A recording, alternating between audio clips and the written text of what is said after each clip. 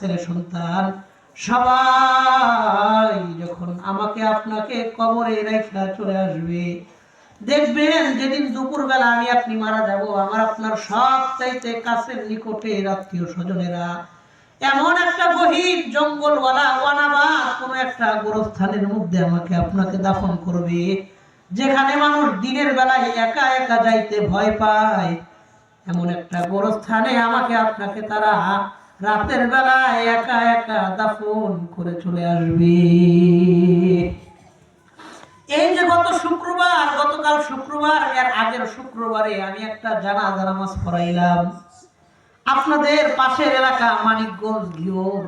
এই মানিকগঞ্জ ঘিওর এলাকার মধ্যে মাইলাগি গ্রামের মধ্যে আমি একটা জানাজা নামাজ পড়াইছি। পুরান ঢাকার একজন হাজী সাহেব ইন্তেকাল করেছেন। পুরান ঢাকায় তার দুইটা বাড়ি, মোহাম্মদপুরে দুইটা বাড়ি, চারটা বাড়ির মালিক।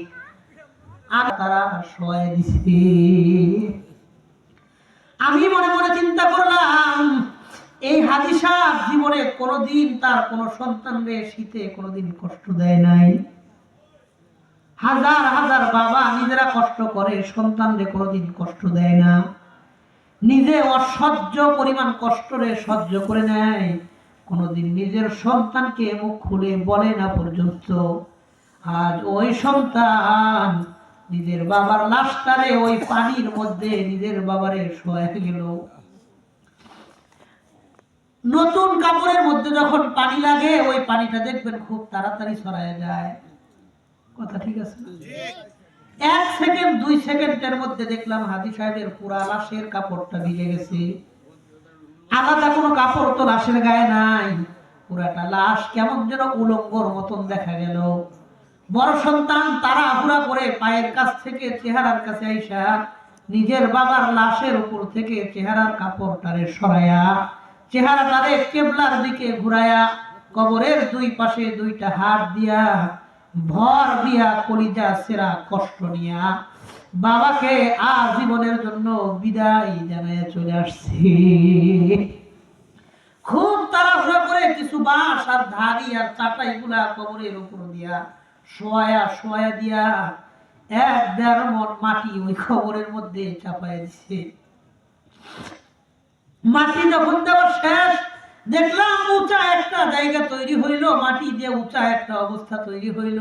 বড় একটা বাঁশের টুকরা নিয়া দুইজন মানুষকে দেখলাম কবরের উপরের মাটিগুলা বাইরায়া মাটিটারে শক্ত করতেছে, যেন কোনো কুকুর শিয়াল যেন লাশের কোনো ক্ষতি করতে না পারে। আরে আসরের পরে জানাজা পড়াইছি, মাটি দিতে দিতে মাগরিব হয়ে গেছে। পাশে একটা বাড়িতে গেলাম, গিয়া বললাম আমাদেরকে একটু ওযুর পানি দেন, আমরা মাগরিবের নামাজটা পড়তে চাই। মাদ্রাসার ছোট্ট একটা ছেলে 1 কলসি পানি নিয়ে আসলেন। আমরা ওযু করে রুমের ভিতরে গিয়া যখন সুইচ দিলাম, এরকম বড় বড় 2টা বাতি পুরা রুমটারে আলোকিত করলো। এত বেশি আলো হইল, একটা সুই পরে থাকলে সুই পর্যন্ত দেখা যায়। চারপাশ কুয়াশাচ্ছন্ন। গত সপ্তাহে এমনিতেই কুয়াশা বেশি ছিল, চারপাশ কুয়াশা দিয়া ঢেকে গেছে, অন্ধকার, কিচ্ছু দেখা যায় না। আমি চিন্তা করলাম, আমি যেমন রুমটারে চাইলে আলোকিত করলাম, চাইলেই রুমটারে অন্ধকারও বানাইতে পারি। আমার যেখানটা ওই হাজী সাহেবের কবরের কাছেই রয়েছে, চারপাশ তো অন্ধকার হইল, হাজী সাহেবের কবরের মধ্যে একটু আলো জ্বলবে কিনা আল্লাহ ছাড়া কারো জানা নাই। আমাকে আপনাকেও আমার আপনার সব চাইতে কাছের নিকটের আপন মানুষেরা কোন একদিন গহীন একটা জঙ্গলওয়ালা গোরস্থানে ছোট্ট একটা কবর খুঁড়া আমাকে আপনাকেও তারা ওখানে রেখে আসবে। আমার আপনার কবরের মধ্যে একটু আলো জ্বলুক, একটু কবরের জিন্দেগিতে কয়েকটা দিন ভালো থাকি, একটু আরামে থাকি, একটু সুখ আর শান্তি যেন কবরে পাই। ওই চিন্তা, ওই টেনশন আর ওই ফিকির দুনিয়াতেই আমার আপনার করার দরকার আছে না নাই? আছে। কথা বলা আছে না? আছে। আমি অনেক সময় একটা কথা বিভিন্ন জায়গায় বলি, এই যে দেখেন খুব সুন্দর করে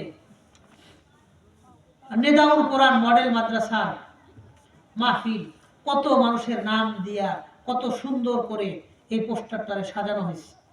কত সুন্দর করে মেহনত করে পরিশ্রম করে রং দিয়া ঢং দিয়া বড় করে ছোট করে অনেক সুন্দর পরিশ্রম করে এই পোস্টারটারে সাজাইছি। কেমন যেন এই পোস্টারের মতন হলো আমার আপনার দুনিয়া। আমি আপনি দুনিয়ার জন্য কিছু না কিছু করছি। দুনিয়াতে হোক টিনের ঘরের বাড়ি, হোক ভাঙ্গা বাড়ি, ল্যাব খাতা তোষক জগ বালিশ, যা কিছুই আছে আমগো বাড়িতে কিছু না কিছু কইরা দুনিয়াতে থাকার মতন একটা পরিবেশ করে দুনিয়াটারে সাজাইছি। কিন্তু ঠিক এই পাশটা হইল আমার আপনার আখিরাতের মতন কিচ্ছু নাই। কথা কন ঠিক? এই পাশটা যদি আমার আপনার দুনিয়া হয়, ঠিক এই পাশ হইল আমার আপনার আখিরাত, কিচ্ছু নাই। আজ পর্যন্ত আজকের এই 15ই ফেব্রুয়ারি, এখন তো 16 তারিখ হয়ে গেছে, এই 16 ফেব্রুয়ারি পর্যন্ত আজকের দিন পর্যন্ত আমার আপনার যত দিন বয়স হয়েছে, যত বছর বয়স হয়েছে, আমি আপনি এই সারা জীবনে যা কিছু করছি সব দুনিয়ার জন্যই করছি, আখিরাতের জন্য কিচ্ছু করিনি।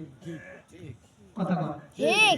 যদি কিছু করেও থাকি এটা এতটাই সামান্য পরিমাণে কিছু করছি যেটা উল্লেখ করার মতন কিছু করতে পারি না। কথা বল ঠিক?